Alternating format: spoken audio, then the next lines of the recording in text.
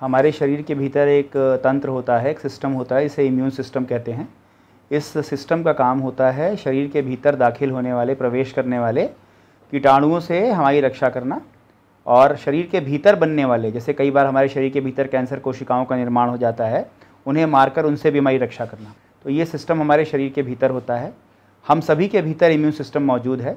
इसमें तमाम तरह की कोशिकाएँ हैं, उनसे तरह तरह के रसायन निकलते हैं, और ये सब मिल करके हमें बीमारियों से, ढेरों बीमारियों से बचाने में मदद देते हैं। इम्यूनिटी कम होना एक बात है और इम्यूनिटी का गुमराह होना दूसरी बात है। इम्यूनिटी कम होने की स्थिति को हम इम्यूनो डेफिशिएंसी बोलते हैं।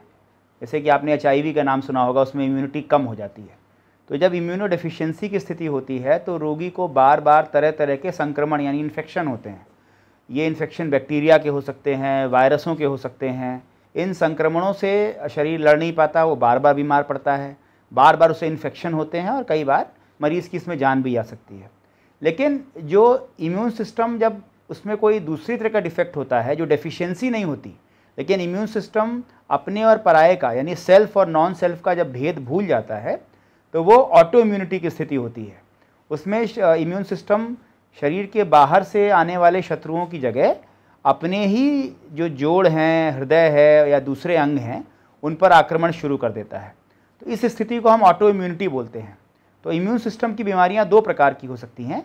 एक तो इम्यूनो डेफिशिएंसी हो सकती हैं और दूसरी ऑटो इम्यूनिटी हो सकती है, और दोनों का इलाज भी अलग अलग प्रकार से किया जाता है। प्रतिरक्षा तंत्र अगर किसी का कमज़ोर है तो उसे तरह तरह के इन्फेक्शन हो सकते हैं। आमतौर पे जब प्रतिरक्षा तंत्र कमज़ोर होता है तो उसे हम इम्यूनो डेफिशिएंसी का नाम देते हैं। इम्यूनो डेफिशिएंसी कई बार हमें जेनेटिक कारणों से देखने को मिल सकती है। तो ऐसे में जब बच्चा पैदा होता है उसके तुरंत बाद उसमें तरह तरह के संक्रमण देखने को मिल सकते हैं। कई बैक्टीरिया, वायरस उसको बार बार परेशान कर सकते हैं। बच्चों के कान में बार बार इन्फेक्शन हो सकता है, बच्चों की नाक यानी साइनस में बार बार इन्फेक्शन हो सकता है, उससे बार बार न्यूमोनिया हो सकता है।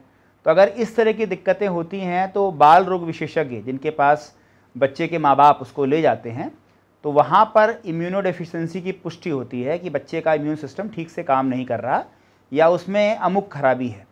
तो उसके हिसाब से डायग्नोसिस बनाने के बाद उसका इलाज किया जाता है। तो ये तो इम्यूनो डेफिशिएंसी की बात हुई।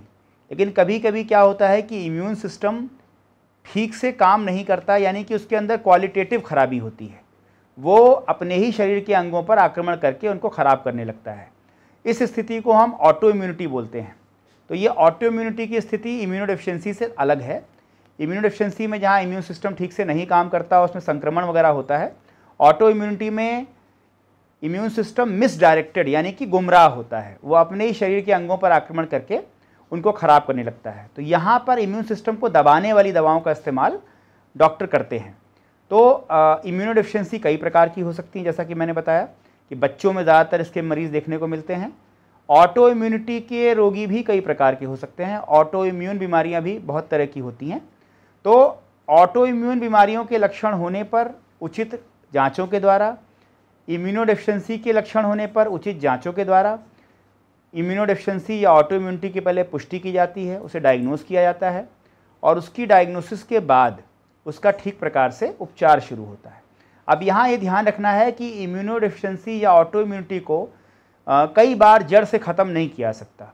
तो ऐसे मरीज़ों को जीवन भर किसी न किसी डॉक्टर के साथ अपने इलाज के लिए लगे रहना पड़ता है। यहाँ पर किसी प्रकार की लापरवाही करना उचित नहीं है, और जो डॉक्टर परामर्श देते हैं, आमतौर पे इम्यूनो डेफिशिएंसी और ऑटो इम्यूनिटी के मरीज़ों को विशेषज्ञ डॉक्टर ही देखते हैं। तो इनके इलाज के दौरान ये करना कि हम फॉलोअप ना करें या हम इलाज बंद कर दें, ये सही नहीं कहा जा सकता। ठीक प्रकार से इलाज लगातार लेने पड़ता है, और ऐसा करते हुए बीमारियों से यथासंभव हम सुरक्षित रख सकते हैं मरीज़ को।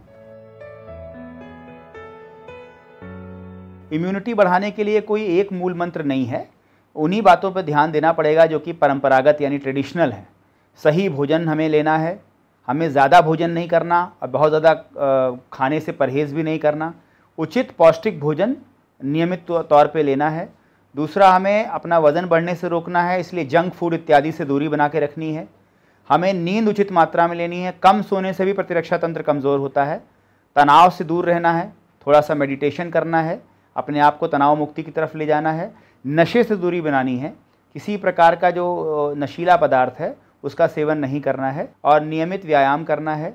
रोज़ अगर हम व्यायाम करते हैं तो उससे भी प्रतिरक्षा तंत्र यानी इम्यून सिस्टम मजबूत होता है। इन सब के अलावा अगर हम किसी भी प्रकार की बीमारी से जूझ रहे हैं या हमें कोई इम्यून सिस्टम का रोग है तो हमें उचित डॉक्टर से उसके लिए सलाह लेनी है। इम्यूनिटी बढ़ाने के लिए कोई एक दवा नहीं है जिसका इस्तेमाल किया सकता। जैसा कि मैंने बताया कि सही भोजन, सही संतुलित पौष्टिक भोजन, उचित मात्रा में नींद, नशे से दूरी, नियमित व्यायाम, इनके अलावा कोई एक दवा नहीं है, क्योंकि इम्यून सिस्टम में कोई एक कोशिका, एक रसायन नहीं है।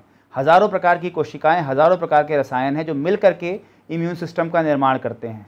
तो किसी एक मैजिक फार्मूले से हम इम्यून सिस्टम को दुरुस्त नहीं कर सकते।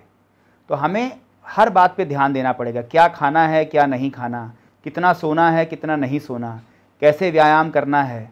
ज़्यादा व्यायाम करेंगे तो भी बुरा है, नहीं व्यायाम करेंगे तो भी बुरा है।